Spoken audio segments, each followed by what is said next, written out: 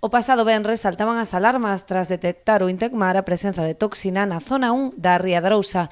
A confraría máis afectada é a da Guiño, posto que aquí se localizan todas as súas autorizacións, nas que actualmente estaban a traballar a Meixa e Navalla.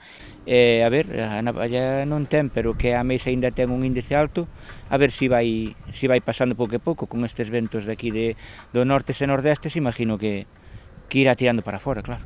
Ante o peche destes recursos, a maior parte da flota dedicouse ao percebe, provocando unha saturación no mercado e a sobreexplotación da especie. Que o luns abrimos o percebe nunha zona pequena de aquí de Couso, pero claro, non pensando na toxina. Entonces caeusenos todo o personal que temos, caeusenos todo na zona esta, facéndolle un daño que é casi irreparable, porque claro, non é o mismo que esteamos repartidos como solemos actuar, que é uns poucos á Meixa, uns poucos á Navalla, uns poucos ao percebe.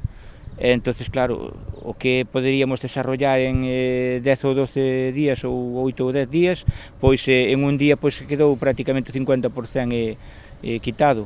Entonces, xa non é solamente ese mal de quitar o percebe das pedras.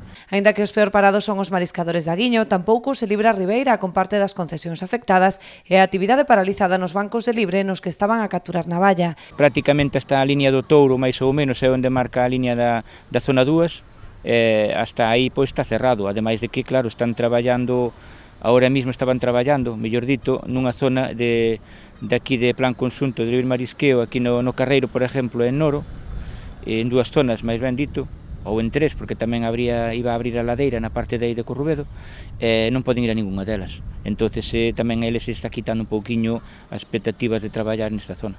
Malia as perdas ocasionadas por este peche cautelar dende a confraría da Guiño son optimistas. Agardan que a Marea Vermella remita nas próximas semanas, antes do mes de xullo, cando arranca o forte da campaña de verán.